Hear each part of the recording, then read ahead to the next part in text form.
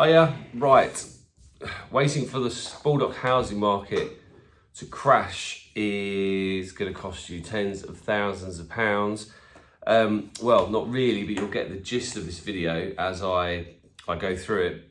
In effect, it is just doom and gloom on a daily basis. The British media are loving giving us lots of bad news about the housing market in the UK. A lot of clickbait stuff out there, a headline to get you clicked in. So I thought we'd have a look at other housing market crashes, and compare sort of them to where we are today. The first question is, will the housing market in Baldock in 2 years, will property prices be less than they are today? And the answer almost certainly is yes, they will be. But by how much is the question, and should you not be buying for this particular reason? Now, they're liking the situations of today to the crashes of 88 and 2008. So I had a look at the differences between the two, and fundamentally to see whether or not they had a point. Now, the first thing to remember is that 56% of homeowners in the UK at the moment don't have a mortgage, whereas in 1988 it was actually around 35%. So there's actually a very large proportion of people that aren't affected by interest rate rises, which in effect is going to be a big factor in terms of how property prices go. Now, there was a lot of negative equity in 1988, and the thing is, when you bought property at that point, you used an endowment mortgage, so you only ever paid the interest part of your mortgage.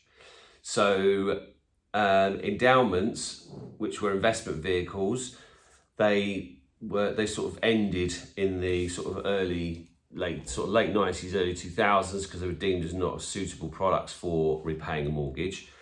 And in 2008, 50% of properties had interest-only mortgages, but they didn't have any repayment vehicle, because at that time there was a lot of lending which wasn't sort of assessed correctly. There was people self-certifying what they earn, and even some lenders were lending without even declaring what your income is if you were prepared to pay the interest rate. So there's a lot of lending that wasn't assessed in terms of affordability. So there's still a lot of properties that had just interest-only finance. Now, at the moment, today, 85% of mortgages are repayment mortgages, because the Bank of England changed the rulings in relation to interest-only mortgages.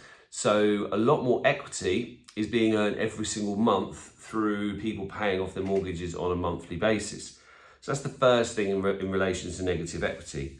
Now, interest rate rises is an interesting one, because everybody's panicking about how much rates are going up, but they've been artificially low for some time now.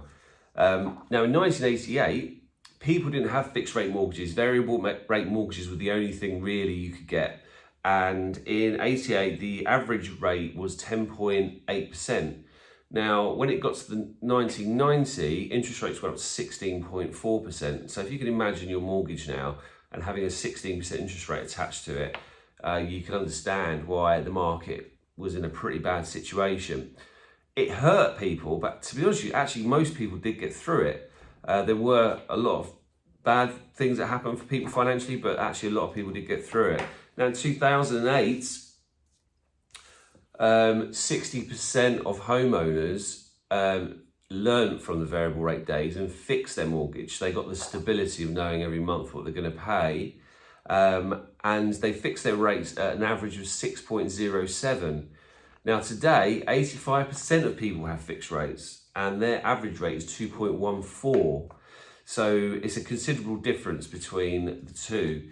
The other thing to remember is, in 2014, the Bank of England put the affordability requirements on lenders, that they had to stress test affordability for interest rates as if they were 6 to 7%, not living on the sort of 0.5% and 1% to 1.5% that we've been experiencing. So for quite a considerable length of time, people have been taking mortgages out where they're stress tests to a higher level, at the level that we're not actually quite up to at the moment.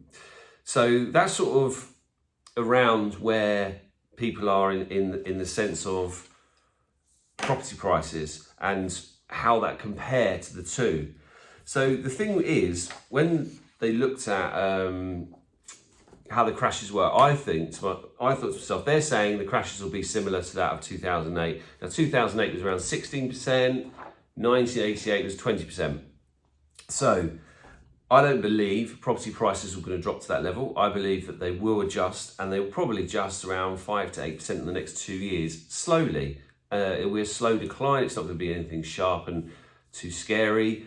As things stand currently, interest rates will carry on rising, which means affordability will be harder, which means prices will drop a little bit. And to be honest, they did need to cool down. It was getting a bit crazy and out of control in terms of how much house prices actually work. So if you're going to stay and wait for the market to drop 5 to 8%, all you're doing is the mortgage affordability is not really going to change, because you're just going to get a mortgage that's more expensive in 2 years, but you're paying a little bit less for the house. So in actually relative terms, it's not really going to make a lot of difference. And if you're renting, rents are rising, so you're just paying more rent to somebody, whereas you could be actually just taking this off of your property. So what I thought was, if we let's do a comparable. Let's say interest rates, let's say the housing market in Baldock crashes to 18%, so an average between the two, and they are right and I'm wrong. So the typical sort of value of a terrace house in Baldock is around 350,000. So an 18% drop will take it between sort of 285 to 290. Now at the moment, just looking at my stats here, you can get a mortgage with you can get a 95% mortgage at the moment. So you need to put, on a 350, you need to put about 17,500 down, okay? Now, the mortgage payments, based on the average fixed interest rate at the moment, would be around 1,460 a month, okay? So that's sort of where you would be at the moment.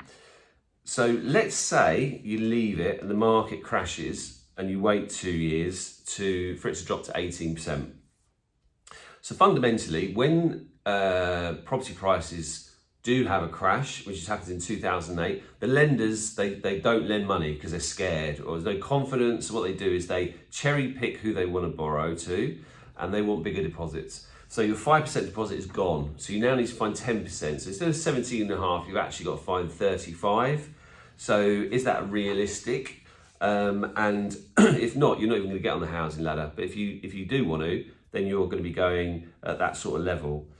Now, interest rates will have risen, so your likely fixed rate is going to be higher. So your mortgage payments will go from around 1,450 to 1,700.